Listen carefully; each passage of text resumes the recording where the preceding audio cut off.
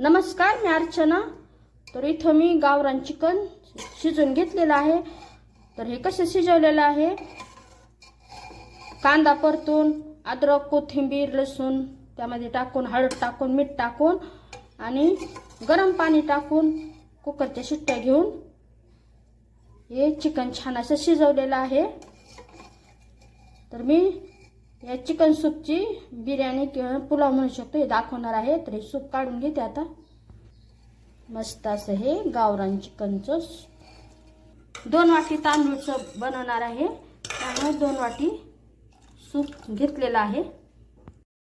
काही खडे मसाले घेतलेले, 2 तमालपत्र, शहाजिरे घेतलेले, दालचिनी, चक्रीफूल, मिरे घेतलेले, लवंग घेतलेले आहे, मोठी वेलची थोडी फोडून घेतली आणि हिरवी वेलची फोडून घेतलेली आहे।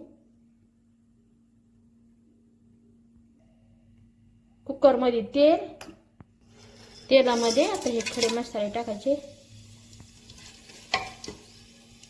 यामध्ये आता उभा कट केलेला कांदा, हिरवी मिरची घेतलेली थोडीशी अशी कट करून घेतलेली आहे।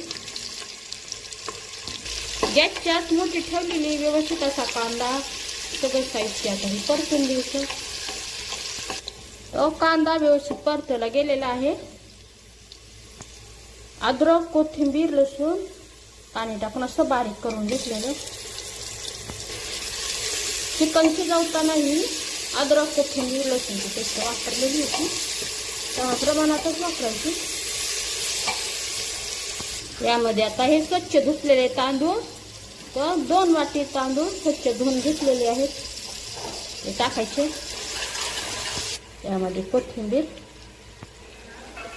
नुसतं मिक्स करून घ्यायचं ते। यामध्ये हे चिकन सूप, एक गरजेनुसार पाणी वाढवायचं। चिकन शिजवताना मीठ टाकलेलं थोडंसं, की वरती मीठ।